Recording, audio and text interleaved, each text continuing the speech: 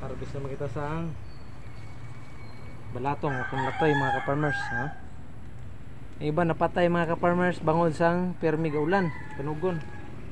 Matat mahimo amo gina. Pa-adobo naman. Kanugon sa iban. Nakakapatay mga ka-farmers. Amo na itong kontra basta mga sobrahan sa ulan mga ka-farmers.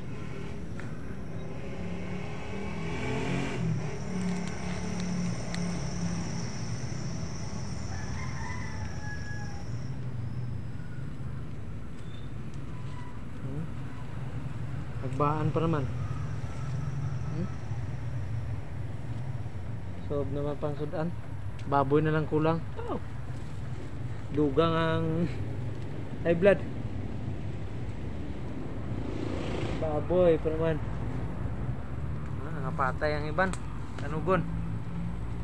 Matot mahimo mga ka-farmers. Okay na.